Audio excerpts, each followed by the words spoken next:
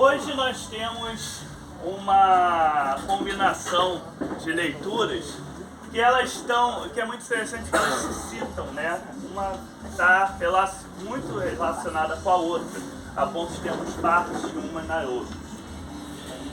E essa combinação, né, que não é aleatória, ela nos traz um pouco da essência do que deve ser a verdadeira religião, do que deve ser a verdadeira dedicação cristã que devemos ter.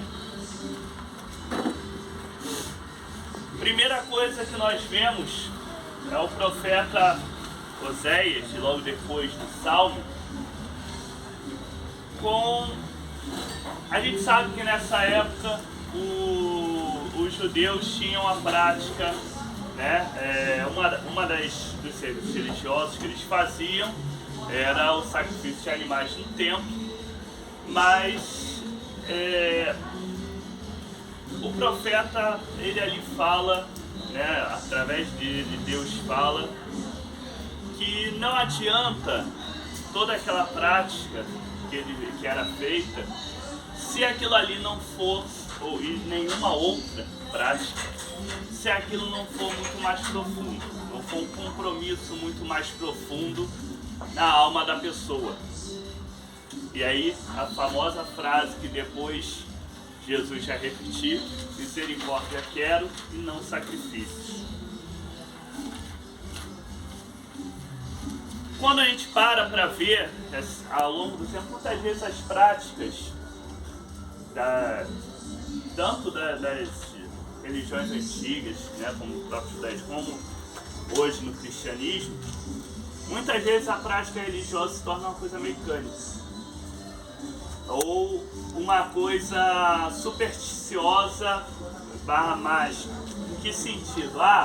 Eu vou fazer tal coisa, vou ofertar dinheiro, vou agora na época fazer sacrifícios, vou fazer isso, vou fazer aquilo, e aí eu vou trazer bênçãos, vou trazer todo tipo de coisa, sem um compromisso profundo, sem realmente a pessoa estar com o coração naquilo ali, sem de fato ser uma religião que transforme aquela pessoa.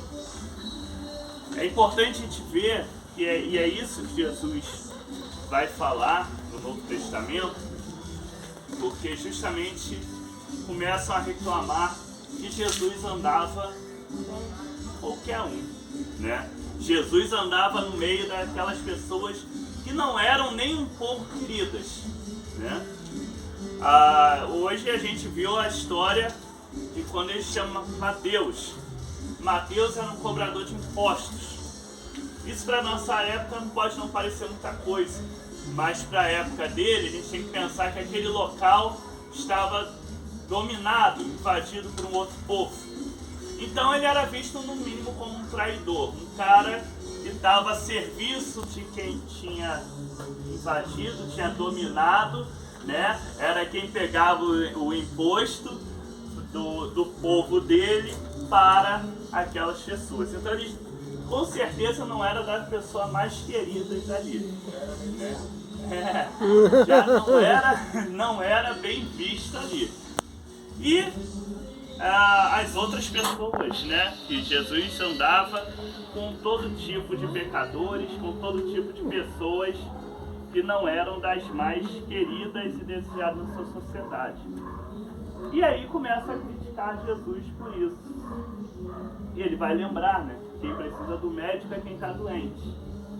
E ele vai justamente lembrar que essas pessoas que criticavam Jesus eram pessoas muito religiosas, né, pessoas muito devotas, muito piedosas. E ele vai lembrar justamente essa frase de Oséias: que misericórdia quero e não sacrifício. Porque justamente se a nossa fé, a nossa prática religiosa não for transformadora da nossa prática, da nossa vivência com o nosso próximo, ela acaba sendo em vão. O que principalmente no Salmo de hoje é muito falado ali Deus ele não precisa de nada de nós. Ele criou tudo. Ele não precisa dos nossos bens, não precisa de nós para nada. Ele pode ter o que Ele quer. O que Ele quer realmente de nós, aquilo que é a única coisa que nós podemos ofertar, é a nossa vida, é o nosso coração, é o nosso compromisso com Ele. Recebendo a graça que Ele nos dá, nós somos chamados ao servir no mundo, a levar o seu amor, a sua misericórdia que nós recebemos para os outros. Porque mesmo que às vezes as promessas de Deus na nossa vida possam parecer um pouco nebulosas, às vezes a gente não consegue perceber o agir de Deus na nossa vida. E aí não é à toa que o apóstolo vai lembrar lá de Abraão, né? Que esperou contra toda esperança, e que no meio do absurdo, no meio daquilo que era impossível, acreditava que ainda poderia Deus agir, e confiou. Então, dentro dessa situação, dentro dessa fé de Abraão, é também um compromisso que nós devemos ter. Porque parece muitas vezes que a gente ter esse compromisso, que a gente viver a nossa fé, levar essa misericórdia de Deus, pode parecer um pouco bobagem. Isso não faz muito sentido às vezes na lógica do mundo. Na lógica do mundo é o cada um por si. Na lógica do mundo a gente tenta buscar, né, o que vem de bom, inclusive as bênçãos de Deus, para nós mesmos. E é interessante que muitas vezes as pessoas não percebem, mas também acabam acreditando num Deus que aceita propina, num Deus que aceita suborno, num Deus que, se eu faço isso, Ele me dá aquilo. Se eu oferto, se eu faço aquilo, Ele vai prestar o serviço que eu quero, né? Só que a nossa relação com Deus não é comercial.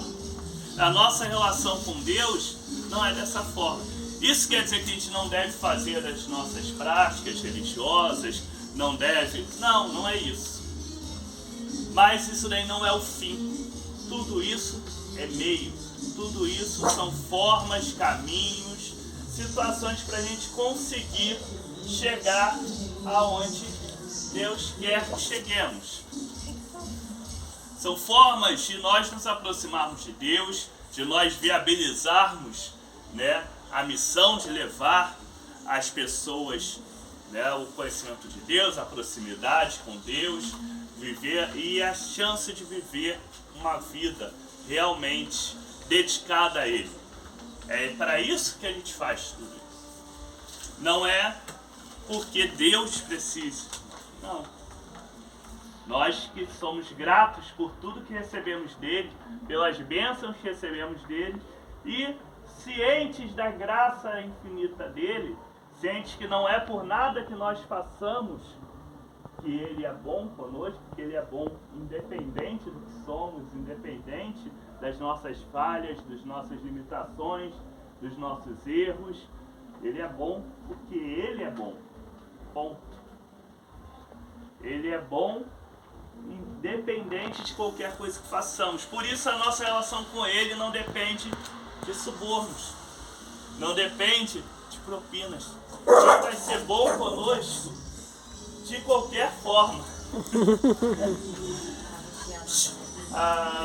Ele vai ser bom conosco sempre. E nós, se somos tocados realmente por essa bondade, somos tocados realmente por essa misericórdia, queremos partilhar com ela. Nós queremos distribuir para os outros. Porque não é à toa que Jesus ele compara sempre o reino dos céus com um banquete. Porque na verdade, e é a melhor metáfora que a gente tem para ter na nossa cabeça, a melhor imagem do reino dos céus é a ideia da festa. Porque a gente dá festa, se você for pensar, é a coisa completamente irracional, dá trabalho, dá gasto, dá dor de cabeça, é complicado. E na verdade, né, a terra já diz, o anfitrião é quem menos aproveita, né? Nós fazemos porque queremos partilhar aquela alegria com as outras pessoas. Esse também é o fundamento do reino dos céus, que nós queremos essa alegria tão grande que recebemos de Deus, que não fique só pra gente, né? Nós queremos espalhar essa alegria, porque a gente sabe que o que fica guardado, o que fica preso com a gente, é que ele estraga. É por isso que lá no deserto, quando o povo de Deus recebia o maná, se ele tentava acumular demais, guardar demais, ele estragava.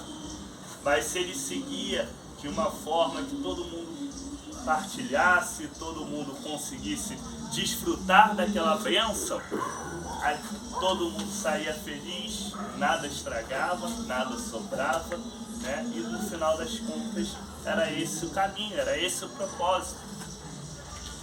Ter essa ideia desse amor de Deus que é tão grande também é desafiador, não só para a gente colocar nosso coração, nosso compromisso com Deus, mas é desafiador para quebrar as nossas próprias limitações. Porque também nós, e isso é uma tentação constante na vida de todos nós que somos pessoas religiosas, pessoas que frequentam uma igreja ou qualquer coisa assim, a tentação constante é a gente subir no salto, como diz.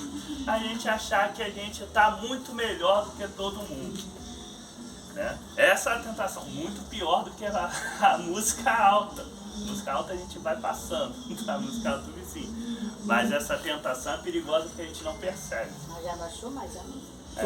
Tá vendo? Aí, essa tentação é perigosa porque a gente não percebe. A gente está seguindo e vai perder e não percebe. E o amor de Deus, ele nos constrange a sair um pouco disso, a descer do salto. Porque Cristo, ele desceu até nós. É Deus que largou, como a gente canta nos hinos, né? Coroa, trono, glória tu deixais, né? E vem se juntar a nós. É o Deus que quer estar conosco, quer estar aqui, quer estar no solo, quer estar junto conosco, quer estar no chão, quer estar na verdade da nossa vida, não quer estar lá distante. É por isso também que é o Deus Espírito Santo, que mesmo sem estarmos com a presença física de Cristo, temos o Espírito de Deus em nós, a presença constante dele nas nossas vidas. E aí temos o desafio de começar a ter outros olhos para o nosso próximo, ter outros olhos para o nosso irmão, que às vezes não merece mesmo muito não. A gente também não merece muitas vezes, faz parte da vida. A gente vai aprendendo a lidar, a gente vai aprendendo a conviver, a gente vai aprendendo a saber separar o que tem ali de uma pessoa que é importante para Deus, uma vida criada por Deus, do que tem de erro na vida. O erro vai se apagando, vai se passando. Mas tem uma pessoa ali. Olhar para o próximo e reconhecer que aquela pessoa, principalmente quando é uma pessoa que não é muito fácil, e reconhecer que aquela pessoa também foi criada por Deus e Deus também se importa com ela, é difícil. Mas é um desafio pra gente. É um desafio que a gente também vai cair muito, vai tropeçar muito, porque a gente também não é perfeito, a gente também tem as nossas falhas, mas também pela misericórdia de Deus, nós vamos caminhando, vamos olhando, vamos nos levantando. E aí, recebendo essa misericórdia de Deus, nós vamos espalhando ela, né? E com tempinho, com jeitinho, se Deus quiser, se a outra pessoa permitir, as coisas vão se encaixando, né? O doente, quando ele vai ao médico, ele começa a ser curado, começar a ser curado, né? Então, se quem está precisando do médico é justamente o doente, então vamos dar um pouco dessa medicina de Jesus, né? Porque não somos nós, e aí volta a tentação de Saulo, não somos nós que vamos ajeitar a vida de ninguém. A gente serve apenas como ponte para que essa pessoa, recebendo Jesus, tendo contato com os ensinamentos de Jesus, tendo contato com o que Deus espera dessa pessoa, ela pode ir sendo transformada. Nosso papel é ser essa ponte, é estar aberto a levar aos outros essa luz, essa graça, essa misericórdia que nós também recebemos. Que Deus nos abençoe para que possamos ter a nossa fé realmente viva em nossos corações, realmente comprometida, não uma fé de aparência, mas uma fé viva, prática, uma fé transformadora de nós mesmos, mas também do nosso próximo. Deus nos abençoe. Amém.